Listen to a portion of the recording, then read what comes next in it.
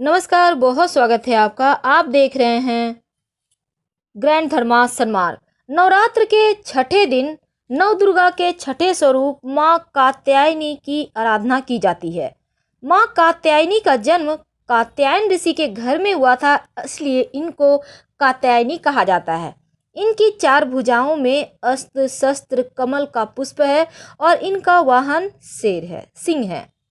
ये ब्रजमंडल की अधिष्ठात्री देवी हैं और ऐसा माना जाता है गोपियों ने भगवान श्री कृष्ण की प्राप्ति के लिए इनकी आराधना की थी, इसलिए विवाह संबंधी मामलों के लिए इनकी पूजा अचूक होती है और योग्य वर की प्राप्ति होती है। यहाँ तक कि कुंडली में विवाह के योग्य ना भी हो तो भी माँ की आराधना करने से उत्तम जीवन साथी प्राप्त होता है। मनचाहा पति इन्हीं की कृपा से प्राप्त होता है। ज्योतिष में बृहस्पति का संबंध और शुक्र का संबंध, दोनों का ही संबंध माँ कात्यायनी से माना गया है।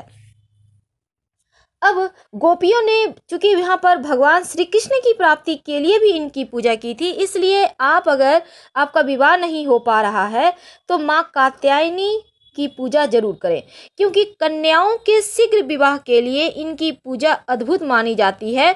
मनचाहा विवाह और प्रेम विवाह के लिए भी माँ की उपासना की जाती है। वैवाहिक जीवन भी माँ की उपासना से अच्छा रहता है। माता का संबंध, चूंकि यहाँ पर देखिए महिलाओं के विवाह का से संबंध होने के कारण इनका भी संबंध बृहस्पति से है और दाम्पत्य जीवन से संबंध होने के कारण इनका आंशिक संबंध शुक्र से भी है। अब शुक्र और बृहस्पति दोनों दैवी और तेजस्वी ग्रह हैं, इसलिए माता का तेज भी अद्भुत और संपूर्ण है। माता का संबंध भगवान श्री कृष्ण और उनकी गोपिकाओं से रहा है और ये आज हम आपको खास उपाय बताएंगे। जो लड़कियां हैं, खासकर बालिकाएं जिनका विवाह नहीं हो पा रहा है, बहुत आपको लग रहा है जैसे बहुत उम्र बीत रही है, कहीं विवाह तय नहीं हो पा रहा है, तब ऐसे में एक उपाय करें। गोधूली बेला में यानी शाम के समय स्नान करके पीले या लाल कपड़ा धारण कीजिए। अब माँ की पूजा करना है, अपने घर में ही कीजिए। माँ को पीले पुष्प, पीली मिठाई नैवेद्य के तौर पर अर्पित करें। फिर माँ को एक कटोरी में शहद अर्पित करें।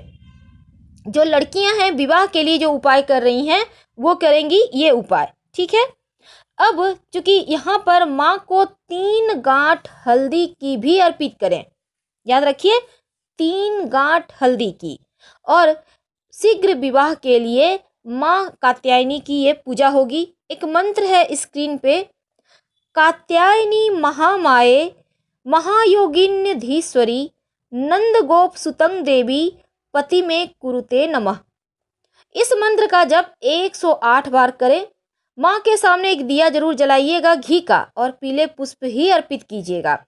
इस मंत्र का जप कर लें। इसके बाद माँ से प्रार्थना करें शीघ्र विवाह की। ये जो 3 गांठ हल्दी की आपने माँ को अर्पित किया है, इसको आप उठाइए और सुरक्षित अपने पर्स में या अपने बेडरूम में जहां आप सोती हैं वहां पे रख लीजिए। और जो शहद है उसको आप प्रसाद के रूप में खाइए। अब बात करते हैं, चूंकि हमने कहा ये तो थी कुंवारी लड़कियों के लिए जिनका विवाह नहीं हो पा रहा है। अब आपका विवाह हो चुका है, आपके वैवाहिक जीवन में बहुत परेशानी है, तब ऐसे में महामाया कात्यायनी देवी की आराधना आप कैसे करें। सबसे पहली बात तो जो महिलाएं हैं वो माँ को संपूर्ण श्रृंगार की सामग्री अर्पित करें। और ज़्यादा अगर आपके पास कुछ नहीं है नया तो कोई बात नहीं, कम से कम सिंदूर तो जरूर ही अर्पित करें। फिर इस सिंदूर को किसी सुहागिन महिला को दे दें। आपके घर में बहुत सारी महिलाएं होंगी, आपके पड़ोस में होंगी, किसी को भी दे दें, पैर छूकर प्रणाम करें, उनका आशीर्वाद लें। अब चूंकि यहाँ पर एक और आपको उपाय करना है, आप चाहते हैं आपके जीवन में परेशानी ना बढ़े, आप चाहते हैं आप लोगों में प्रेम बना रहे, तब ऐसे में माँ को लाल और पीले रंग का कपड़ा अर्पित करें। ज़्यादा बड़ा नहीं, छोटा छोटा ही अर्पित करें। लाल और पीले रंग का कपड़ा अर्पित करें। फिर दोनों कपड़ों में गांठ लगाइए, 2 गांठ, ठीक उसी प्रकार जैसे विवाह के समय लगाया जाता है।